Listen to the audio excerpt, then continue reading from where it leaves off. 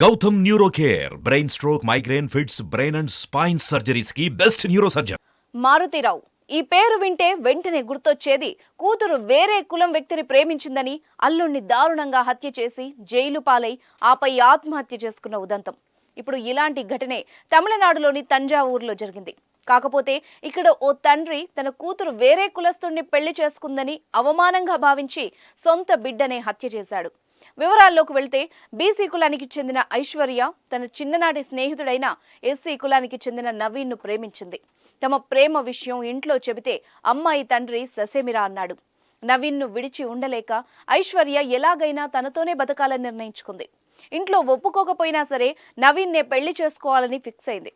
దీంతో ఇద్దరు ఇంటి నుంచి పారిపోయారు. తమ పెళ్లి డిసెంబర్ 31 రోజైతే బాగుంటుందని భావించారు. అనుకున్నదే తడవుగా అదే రోజు పెళ్లి చేసుకున్నారు. ఇక్కడి వరకు బాగానే ఉంది.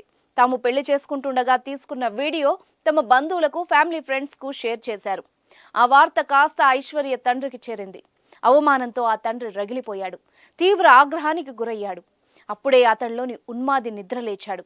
తనకు తీవ్ర అవమానం కలిగించిన సొంత కూతుర్నే అంతమొందించాలని ఫిక్స్ అయ్యాడు. ప్లాన్లో భాగంగా కూతురికి ఫోన్ చేసి కాంప్రమైజ్ అవుతానని నమ్మించి ఇంటికి రప్పించాడు. ఎంతైనా తండ్రి తండ్రే అని, తమ ప్రేమను అంగీకరించాడని నమ్మిన అమాయకురాలైన ఐశ్వర్య ఆనందంతో ఇంటికి చేరింది. కానీ కన్న కూతురి ప్రాణం కంటే పరువే ఎక్కువ అని భావించిన ఆ తండ్రి ఐశ్వర్య నిద్రిస్తున్న సమయంలో గొంతు నిలిమి ప్రాణం తీశాడు. తన భార్యను చంపిన మామపై నవీన్ పోలీసులకు ఫిర్యాదు చేయడంతో రంగంలోకి దిగిన పోలీసులు ఐశ్వర్య తండ్రితో పాటు హత్యకు సహకరించిన 11 మందిని అరెస్ట్ చేసి జైలుకు పంపారు.